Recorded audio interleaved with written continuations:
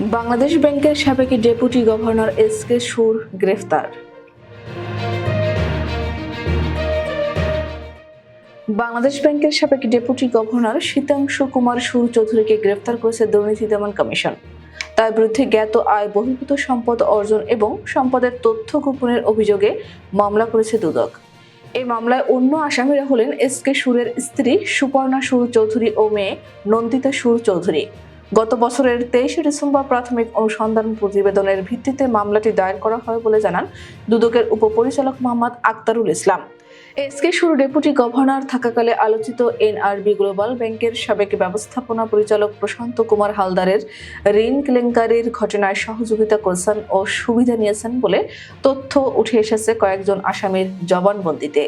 People's leasing ও international leasing সহ 5টি আর্থিক প্রতিষ্ঠান থেকে প্রায় 5,500 কোটি টাকা লোপাট করেন প্রশান্ত কুমার হালদার।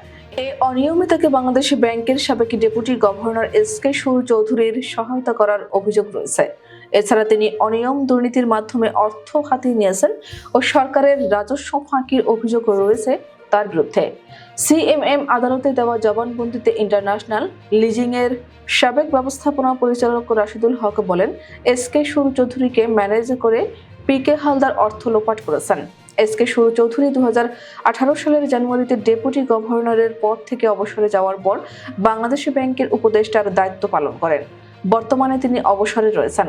দুর্নীতি দমন কমিশনের উপপরিচালক মোহাম্মদ নাজমুল হোসেন তাকে আদালতে হাজির করে তদন্ত শেষ না হওয়া পর্যন্ত কারাগারে আটক রাখার আবেদন করেন।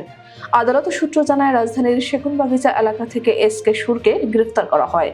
নির্ধারিত সময়ের মধ্যে সম্পদের বিবরণী দাখিল না করায় বাংলাদেশ ব্যাংকের সাবেক ডেপুটি গভর্নর এস.কে সুর চৌধুরী, তার স্ত্রী সুপর্ণা সুর চৌধুরী ও তাদের কন্যা নন্দিতা সুর চৌধুরীর বিরুদ্ধে মামলা করেছে দুর্নীতি দমন কমিশন।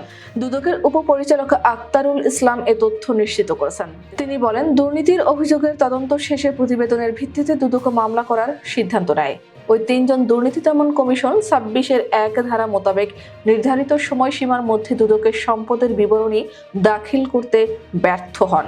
উল্লেখিত ধারার বিধান মোতাবেক উল্লেখিত ব্যক্তিদের বিরুদ্ধে মামলা দায়ের করা হয়।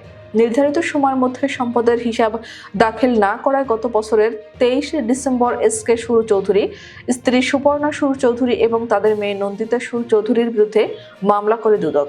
এর আগে 2023 সালের 31 আগস্ট দুদক 3 জনের বিরুদ্ধে কর ফাঁকির মামলার তদন্তের অংশ হিসেবে ব্যাংকগুলোকে এস.কে সুর এবং তার স্ত্রী ও কন্যার অ্যাকাউন্টের বিবরণী চেয়ে চিঠি দেয়।